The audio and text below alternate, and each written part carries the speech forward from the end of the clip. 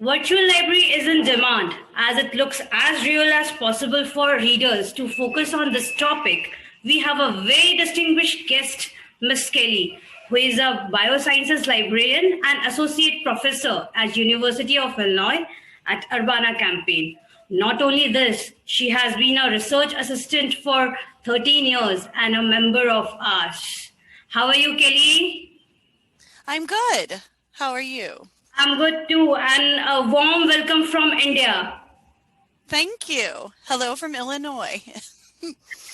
To start the conversation, I have been observing since this corona has come, virtual library is in demand. So, though the libraries who were not very digitally sound have started their own virtual library and digital library. What do you think about it? I think that's a great idea to create virtual spaces. That's what I've had to do at my institution as well. And I think we're able to offer a lot more than just books, which is what some people think. Oh, great. To start, could you please take us through a history of Illinois University Library, your biology virtual library, and like how it was created, how resources were collected, and how it is managed now? Sure.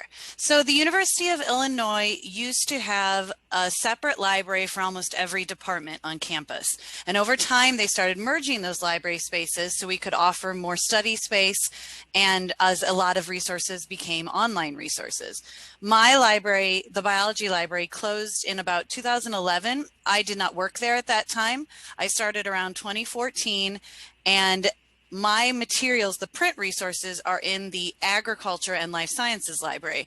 So I updated an online presence for the biology specific materials. And my goal was to make the students and the faculty in the schools of life science feel as though they still had that personal attention, because they do, even though they didn't have a physical space the same as in the past.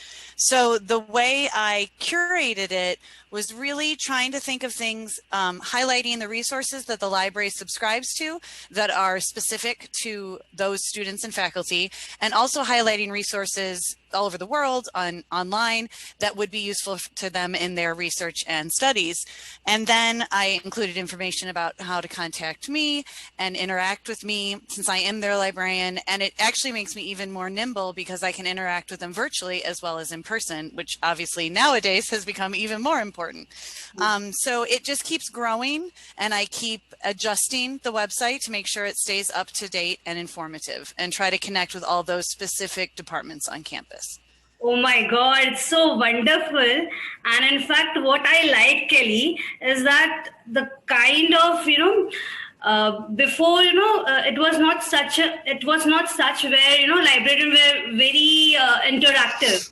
Now it is like we can connect to librarians. That is more important. Yes. Great. Yeah, it's so much better. I have the ability to interact with people in person more than behind a desk. Go ahead. Sorry. Correct. What do you think, what are the resources required to create a basic virtual biology library? So the University of Illinois subscribes to WordPress, so that's the foundation for this library page. But I think any kind of website would be useful. So the backbone could even be like a blog site.